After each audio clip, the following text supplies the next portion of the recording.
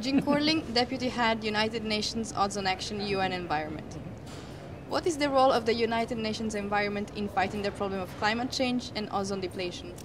Yeah, the United Nations Environment Program is a specialized agency of the UN that focuses on environmental issues. The main role of our agency is to, under the Montreal Protocol on substances that deplete the ozone layer, is to work with all 147 developing countries to make sure that they meet their commitments on time under this treaty.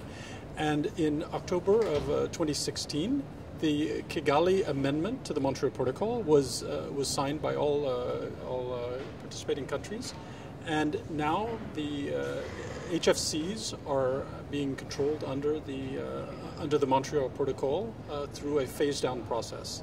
So we work with capacity building, information, networking, and country projects to help these 147 developing countries meet the ozone and climate change challenge.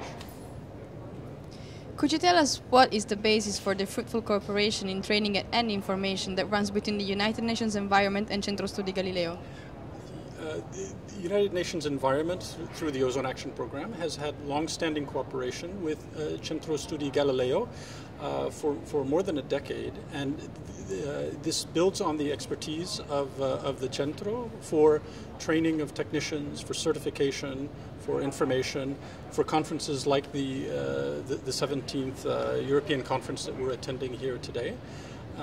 And on capacity building for the refrigeration servicing sector in developing countries.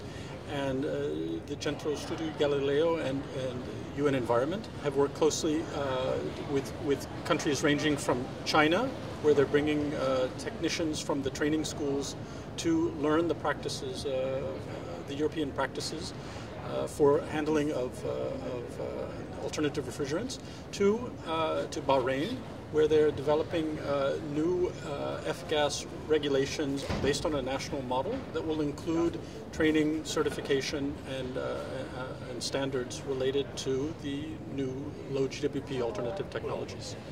Thank you.